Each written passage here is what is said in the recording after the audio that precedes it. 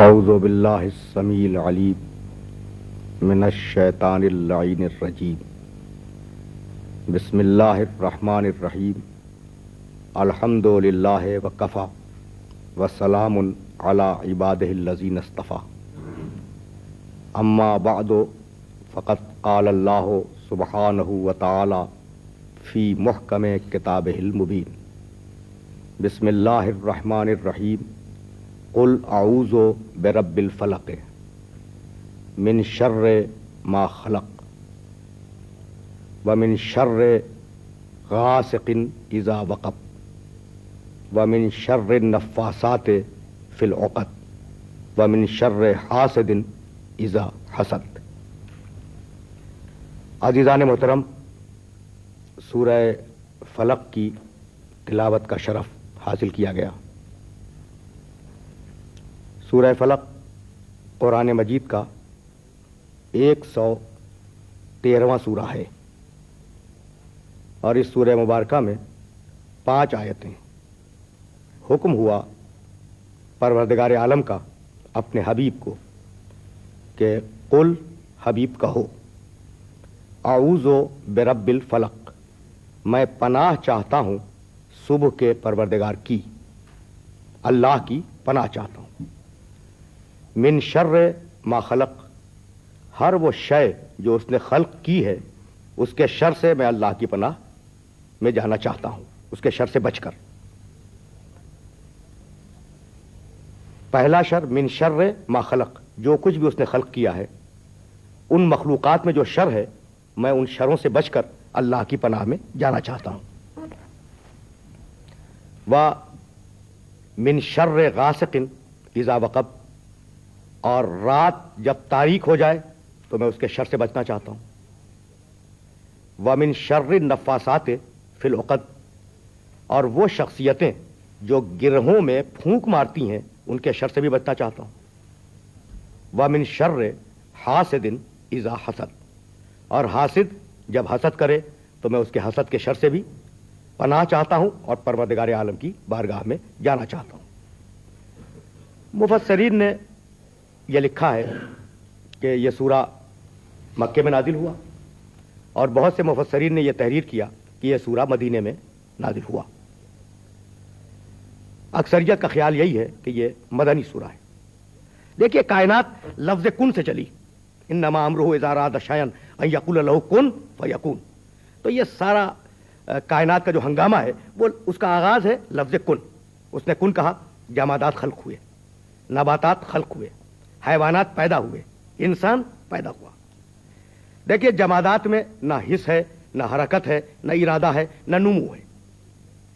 جب جمادات کی منزل سے مخلوق آگے بڑھی اور وہ نباتات کی منزل میں آئی تو اس میں نمو آ گئی، یعنی چھوٹے سے بڑا ہونا۔ جب وہ نمو پانے والی مخلوق نباتات سے آگے بڑھی اور حیوان کی منزل میں آئی تو اس میں حرکت آ گئی اور ارادہ آ گیا اور خواہش آ گئی۔ اور جب وہ حیوان کی منزل سے آگے بڑھی تو حس، ارادہ، حرکت، نشو و نما، جسم، ان سب کے ساتھ ایک صفت کا اور اضافہ ہو گیا اور وہ ہے صفت عقل۔ تو نہ جمادات کو عقل ملی، نہ نباتات کو عقل ملی، نہ حیوانات کو عقل ملی۔ عقل ملی تو فقط اور فقط انسان کو، اس پوری تدریج میں اور کائنات کی اس پوری تقسیم کے اندر۔ اب یہ انسان جو صاحب عقل ہے اور جو صاحب ارادہ ہے، صاحب شعور ہے، صاحب ادراک کلیات ہے، اس نے اپنی حد سے آگے بڑھنا شروع کیا۔ بھائی، کہیں کسی پتھر نے یہ کہا کہ میں درخت ہوں؟ پتھر پست منزل ہے، درخت اس سے بلند منزل ہے، اور درخت سے بلند منزل حیوان کی ہے، اور حیوان سے بلند منزل انسان کی ہے۔ کسی پست نے آج تک اپنے بلند ہونے کا دعویٰ نہیں کیا۔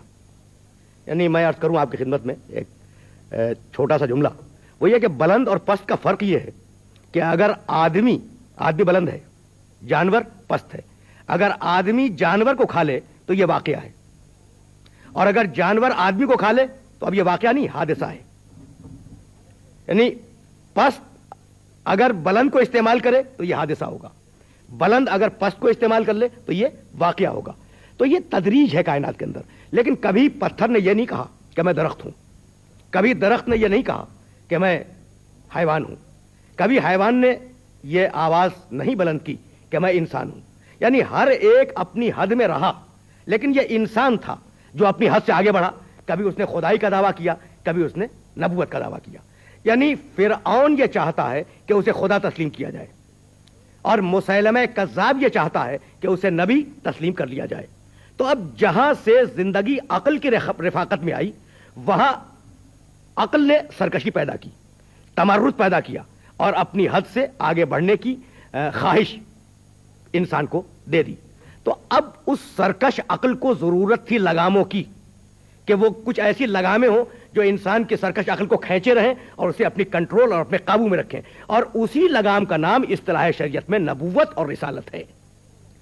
اگر الگ الگ دیکھیں تو نبوت اور رسالت ہے, اور اگر جوڑ لیں سارے الفاظ کو تو اسی لگام کا نام ہدایت ہے. تو ہدایت کیوں کی پروردگار نے؟ انبیاء کے ذریعے, مرسلین کے ذریعے, ہادیوں کے ذریعے پروردگار نے انسانوں کی ہدایت کیوں کی؟ اس لیے کی کہ یہ سرکش عقلیں بے قابو نہ ہو جائیں. تو جب سرکش عقلوں کو قابو میں رکھنے کے لیے, عقلوں کو قابو میں رکھنے کے لیے نبی اور رسول بھیجے گئے, تو آدم اپنے زمانے کے عقل مند ترین انسان, نوح علیہ السلام اپنے زمانے کے عقل مند ترین انسان, ابراہیم علیہ السلام اپنے زمانے کے عقل مند ترین انسان. کیوں؟ یہ جملے جو میں عرض کر رہا ہوں اس کا سبب کیا ہے؟ اس لیے کہ یہ آئے عقلوں کی ہدایت کے لیے. بھائی عقلوں کی رہنمائی کے لیے آئے ہیں نا, تو جب عقلوں کی رہنمائی کے لیے آئے تو پھر ان کی عقلوں کو ساری دنیا کی عقلوں سے مافوق اور سپیریئر ہونا چاہیے. تو آدم علیہ السلام اپنے عہد کے عقل مند ترین انسان, نوح علیہ السلام اپنے عہد کے عقل مند ترین انسان, ابراہیم علیہ السلام اپنے عہد کے عقل مند ترین انسان, کلیم و مسیح اور جتنے بھی انبیاء گزرے وہ اپنے عہد کے عقل مند ترین انسان. تو اب وہ جس پر نبوت ختم ہو رہی ہو, اور وہ جو کائنات کے لیے رحمت للعالمین ہو, اور وہ جسے ذرے ذرے کی ہدایت تفویض کی گئی ہو, اس کی عقل اتنی کمزور کیسے ہو سکتی ہے کہ یہودی کے چھوٹے سے جادو سے متاثر ہو جائے؟ یعنی اس نبی اعظم کی, اس نبی اولوالعزم کی عقل کیسے اتنی کمزور ہو سکتی ہے کہ ایک چھوٹے سے یہودی کے ایک مختصر سے جادو سے عقل محمد متاثر ہو جائے؟ ممکن نہیں ہے. تو اب سوچنا پڑے گا کہ ان روایات کا مفہوم کیا ہے, اور اس چھوٹے سے نظریے کا جو میں نے آپ کی خدمت میں پیش کیا امتزاج کیسے ہوگا. اب یہ تو میں نے آپ کی خدمت میں بالکل خالص عقلی بات کی. اب چلیں واپس قرآن مجید کی طرف. دیکھیے, پیغمبر اکرم کے لیے قرآن مجید نے مختلف مقامات پر تفصیل کے ساتھ قصیدہ خوانی کی ہے, اور وہ قصیدے میں آپ کی خدمت میں اس وقت عرض نہیں کرنا چاہ رہا ہوں. میں تو فقط یہ عرض کرنا چاہ رہا ہوں کہ یا ایھا الذین آمنوا اطیعوا اللہ واطیعوا الرسول, اے ایمان لانے والو اطاعت کرو اللہ کی اور اطاعت کرو رسول کی. یعنی پیغمبر کی زندگی کا ہر لمحہ اور ہر قول اطاعت ہے امت کے لیے. تو جب اطاعت ہے امت کے لیے تو پھر اب یہ تفریق کرنا کہ جادو کے وقت کہے تو نعوذ باللہ اطاعت نہ کرو, اور جادو کے اثر سے آزاد ہو کے کہے تو اطاعت کرو, یہ ممکن نہیں ہے نا. اب اسی بات کو قرآن مجید نے ذرا سا اور آگے کیا, اور ایک چھوٹے سے جملے میں کہا وَمَن یُطِعِ الرَّسُولَ فَقَدْ اطاع اللہ, جس نے رسول کی اطاعت کی اس نے اللہ کی اطاعت کی. تو رسول نمائندہ ہے شریعت خدا کا, رسول نمائندہ ہے اوامر و نواہی کا جو خدا نے بھیجے ہیں, رسول نمائندہ ہے فکر خالق کا. تو اس رسول کے کردار میں کہیں پر یہ امکان نہیں ہے کہ کہیں سحر زدگی پیدا ہو جائے اور وہ کیے ہوئے کام کو سمجھ لے کہ نہیں کیا ہے, اور نہ کیے ہوئے کام کو سمجھے کہ کیا ہے. یہ ممکن نہیں ہے. اس کو ذرا سا اور آگے بڑھا دے. بھائی دو مقامات پر تو بڑی واضح سی آیت ہے نا, سورہ بنی اسرائیل 17واں سورہ قرآن مجید کا, اور سورہ فرقان 25واں سورہ قرآن مجید کا. اب میں پوری آیتیں آپ کی خدمت میں پیش نہیں کروں گا, ان دونوں آیتوں کا جو آخری ٹکڑا ہے وہ آپ دیکھیں, ایک ہی ٹکڑا ہے, ان تتبعون الا رجلا مسحورا. مشرک یہ کہتے تھے, کافر یہ کہتے تھے, اس سماج کے مشرک اور کافر, اور کس سے کہتے تھے؟ مسلمانوں سے یہ کہتے تھے ان تتبعون الا رجلا مسحورا, تم جو پیروی کر رہے ہو اور تم جو اطاعت کر رہے ہو وہ نعوذ باللہ من ذالک ایک مسحور اور سحر زدہ شخص کی اطاعت اور پیروی کر رہے ہو. تو مشرک کیا کہتا تھا کہ رسول سحر زدہ ہیں, ان پر سحر زدگی طاری ہے اور ان میں سحر زدگی کے آثار نمایاں ہیں. ان تتبعون الا رجلا مسحورا, مسحور کے معنی جس پر جادو اثر کر جائے اور جو جادو کے اثر میں آ جائے. مشرک کیا کہتا تھا؟ کہتا یہ تھا, مسلمانوں سے کہتا تھا کہ بھائی تم یہ کیا نمازیں اور روزے کر رہے ہو, یہ نعوذ باللہ ایک سحر زدہ شخص کی پیروی ہے. تو یہ الزام مشرک کا تھا کہ پیغمبر سحر زدہ ہیں. قرآن نے کہا کہ ذلو وہ گمراہ ہو گئے، فلا یستطیعون سبیلا، اور یہ تجھے سحرزدگی کا الزام لگانے والے انہیں راستہ نہیں مل رہا ہے، یہ راستے سے بھٹک چکے ہیں۔ تو سحرزدگی کا الزام قرآن مجید نے دفع کیا ہے پیغمبر سے۔ بھائی عجیب منزل فکر ہے، اور میں یہ چاہوں گا کہ یہ بات واضح ہو جائے اور پھر اس پرابلم کو ہم اور آپ مل کر دیکھیں کہ روایات میں جو جملہ آیا ہے اس کا مفہوم کیا ہے۔ تو قرآن نے کہا کہ دیکھو خبردار رسول کو سحرزدہ نہ سمجھنا۔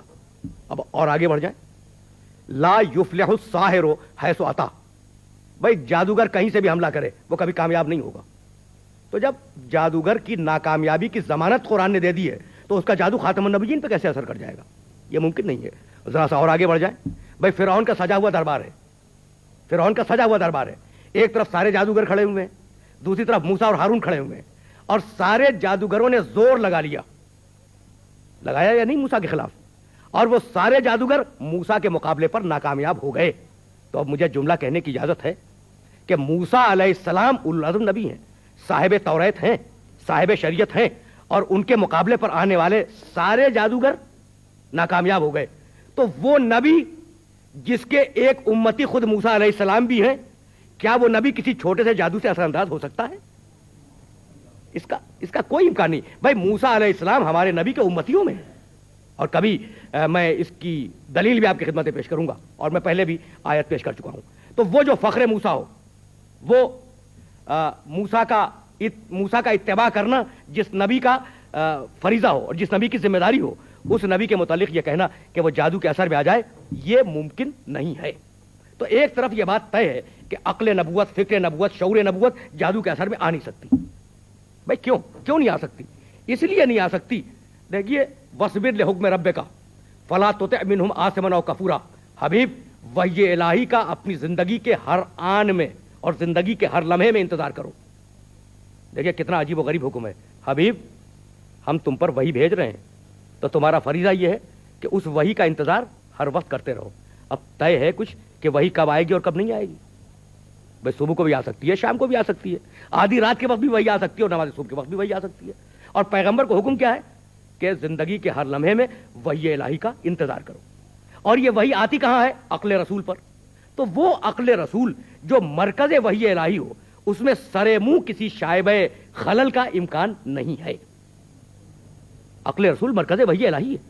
جب مرکز وحی الہی ہے تو اس میں کسی قسم کا کوئی امکان نہیں ہے کہ رسول کرے اور سوچے کہ نہیں کیا، اور رسول نہ کرے اور یہ سوچنے لگے کہ ہم نے کیا، یہ ممکن نہیں ہے۔ یعنی رسول پہ نسیان طاری ہو جائے، فراموشی طاری ہو جائے، یہ ممکن نہیں۔ اچھا، تو جب یہ ممکن نہیں ہے تو پھر وہ جو روایات ہیں جو علماء تفسیر نے لکھی ہیں، بھائی ان کا بھی تو کوئی مطلب ہوگا نا۔ تو ان روایات کا مطلب یہ ہے کہ جب ان یہودیوں نے، اس یہودی نے یا اس کی بیٹیوں نے جب جادو کیا پیغمبر اکرم پر، تو عقل نبی متاثر نہیں ہوئی، شعور نبی متاثر نہیں ہوا، جسم نبی متاثر ہوا، اور پیغمبر اکرم کے سر مبارک میں مستقل اور مسلسل درد رہنے لگا۔ جب مسلسل درد رہا تو پروردگار عالم نے اس جادو کو توڑنے کے لیے ان دو سوروں کو نازل فرمایا، جن کا نام سورہ فلق اور سورہ ناس ہے۔ اب بات تو پھر وہی ہوئی نا کہ جادو کا اثر تو ہو گیا، لیکن اس بات کو آپ یاد رکھیں، بھائی نبی پر تلوار کا اثر ہوتا ہے یا نہیں ہوتا؟ تیر کا اثر ہوتا ہے یا نہیں ہوتا؟ اگر نبی کو زہر کھلا دیا جائے تو اثر ہوگا یا نہیں ہوگا؟ لیکن اس کا اثر دماغ پہ نہیں ہوگا، جسم پہ ہوگا۔ بھئی یہی تو بات کہی تھی نا کہ انما انا بشر مثلکم یوحی الیہ، میں تم جیسا بشر ہوں۔ تو بشریت نبی یہی ہے اور جسمیت نبی یہی ہے کہ جب جادو کیا گیا تو جسم نبوت پہ اثر ہوا، عقل نبوت محفوظ رہی۔ جسم نبوت پہ اثر ہوا، عقل نبوت اور شعور نبوت محفوظ رہے۔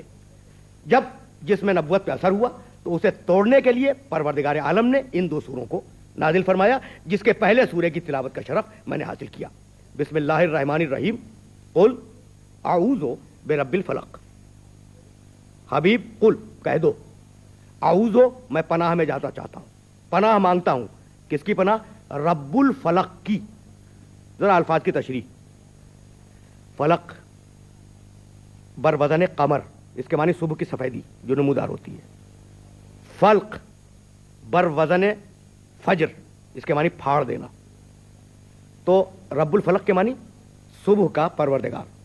میں صبح کے پروردگار کی بارگاہ میں بچ کر جانا چاہتا ہوں۔ بھائی کس سے بچ کے جانا چاہتا ہوں؟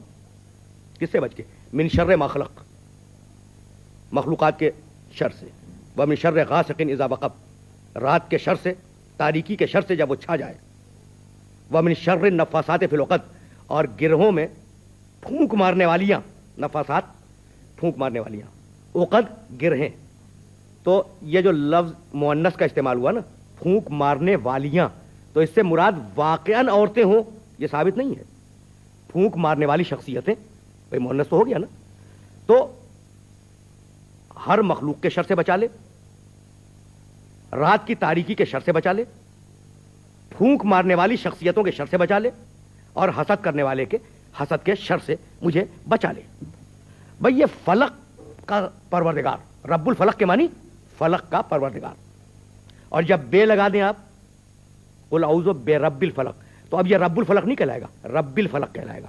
بے کا انفلوئنس یہ ہے کہ جس حرف کے اوپر، جس لفظ کے اوپر آ جائے اس کو زیر دے دے، تو رب الفلق کے معنی کیا ہے؟ صبح کا پروردگار۔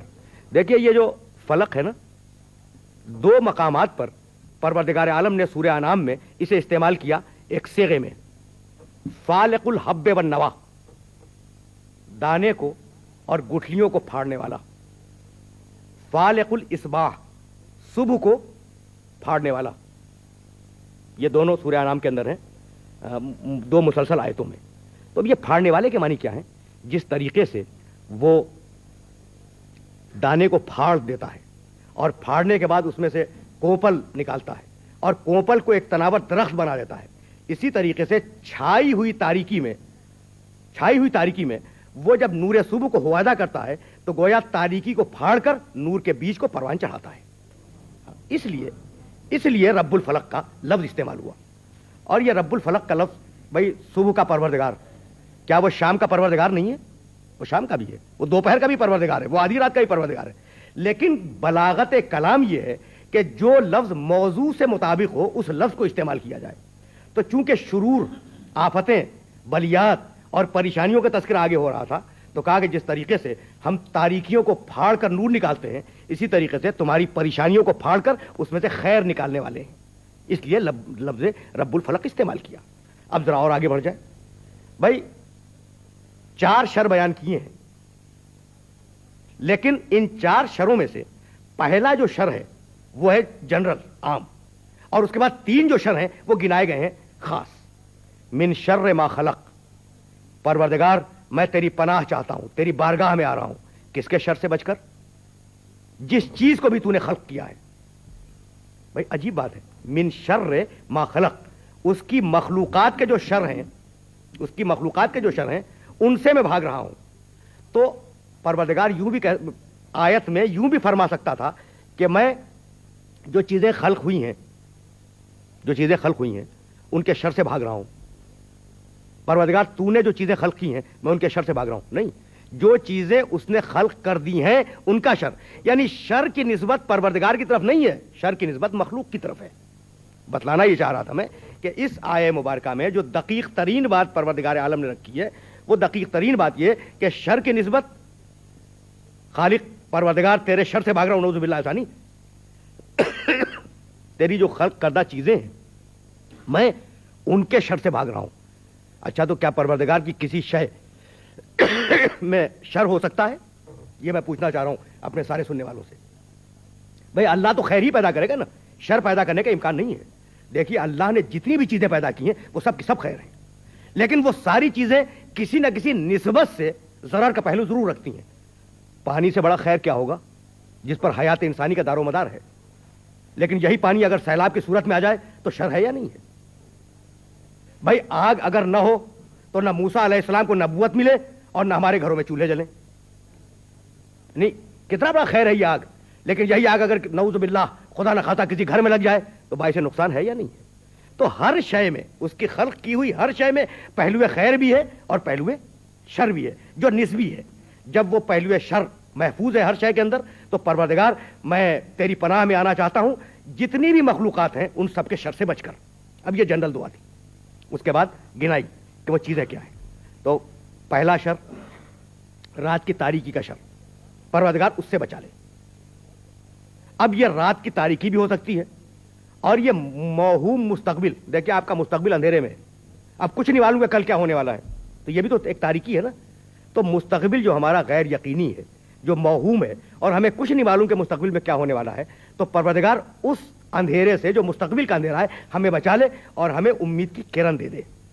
ये पहला शर्त। दूसरा शर्त, वमिन शर्रि नफ्फासात फिल उक़द, गिरहों में फूंक मारने वालियां यानी शख्सियतें, उनके शर से बचा ले। यानी जितनी रुकावटें डालने वाले लोग हैं उनकी रुकावटों को दूर कर दे और सही रास्ते पर कायम रख। वमिन शर्रि हासिदिन इज़ा हसद, और जिंदगी में कौन सा ऐसा इंसान है जो तरक्की करे और उसे हासिदों से साबिका न पड़े, हासिदों से पाला न पड़े, तो परवरदिगार हासिदों के शर से बचा ले। अब आखिर कलाम में मैं आपकी खिदमत में अर्ज करना चाह रहा हूं कि इस सूरह मुबारका में बतलाया क्या गया। देखिए, इंसान जब कोई काम करता है, कोई भी काम दुनिया में करे, कोई मंसूबा बनाए मुस्तकबिल का, कोई प्लान करे अपनी आल औलाद के लिए, तो उसके स्टेजेस हैं। पहला स्टेज ये है कि वो काम ऐसा हो जिसमें नुकसान ना हो। ये पहला बुनियादी उसूल कि काम ऐसा हो जिसमें नुकसान ना हो, फायदा ही फायदा हो। हर इंसान का मंसूबा यही होता है। दूसरा उसूल कि जिस काम को करना चाह रहा है उसके लिए सही रास्ते के तयन हो जाए, वरना अगर आप काम का मंसूबा बनाएं और सही रास्ता अगर आपको न मिले तो आप उस काम को तकमील तक नहीं पहुंचा सकते। तीसरा उसूल, पहला उसूल क्या है कि काम फायदामंद हो। दूसरा उसूल क्या है, सही रास्ते का तयन हो जाए। तीसरा उसूल यह है कि जितनी रुकावटें उस काम को अंजाम देने में आ रही हैं वो रुकावटें दूर हो जाए। और चौथा और आखिरी उसूल क्या है कि जब उस काम को आपने अंजाम दे लिया तो अब जो लोग आपके काम को देखने के बाद हसद कर रहे हैं उनके हसद से आप महफूज रहें। भाई, हर काम में 4 ही स्टेजेस हैं। पहला यह कि फायदा हो, दूसरे यह कि रास्ता मालूम हो जाए, तीसरे यह कि रुकावटें दूर हो जाएं, चौथे यह कि काम को अंजाम देने के बाद हासिद के हसद से महफूज रहें। भाई, ये चारों मराहिल को परवरदिगार आलम ने आयतों के 4 टुकड़ों के अंदर रख दिया। मिन शर्रे मा खलक, परवरदिगार नुकसान से बचा ले। जितने भी नुकसान दुनिया में मुमकिन है मैं उनसे बचना चाहता हूं और मुझसे वो काम अंजाम दिलवा दे जिसमें फायदा हो। ये पहला स्टेज। व मिन शर्रे गासिकिन इज़ा वक़ब, और परवरदिगार मुझे अंधेरों से और तारीकियों से बचा ले, इसलिए कि सही रास्ता काम करने के लिए उसी वक्त मिलेगा जब रोशनी मौजूद हो। तो पहले स्टेज में दुआ मांगी कि सारे नुकसानात से बचा ले, फायदे की चीज दे दे। दूसरे मरहले में यह दुआ मांगी कि परवरदिगार अब सही रास्ते का तयन कर दे, सही रास्ते तक पहुंचा दे। वमिन शर्रि गासिकिन इज़ा वक़ब। और अब तीसरे मरहले के तयन के लिए यह दुआ मांगी कि परवरदिगार अब इस काम को अंजाम देने में जो रुकावटें आने वाली हैं उन रुकावटों को तू ही दूर कर सकता है, तो उन्हें दूर कर दे। वमिन शर्रि नफ़ासात फिल उक़द। और अब आखिरी स्टेज पर जब सारी रुकावटें दूर हो गई, फायदामंद काम हो गया, रास्ता आपको मिल गया और अब आप मुतमईन जिंदगी गुजारने लगे, तो अब आखिरी दुआ मांगी वमिन शर्रि हासिदिन इज़ा हसद। परवरदिगार अब मैं इस काम को इंजॉय करना चाहता हूं, अब इस काम के साथ जिंदगी गुजारना चाहता हूं, तो अब जितने हसद करने वाले हैं उनके हसद से मुझे अपनी पनाह में रख और अपनी बारगाह में तेरी मर्जी के मुताबिक जिंदगी गुजारने की तौफीक करामत फरमा। व आखिर दावाना अनिल हम्दुलिल्लाहि रब्बिल आलमीन।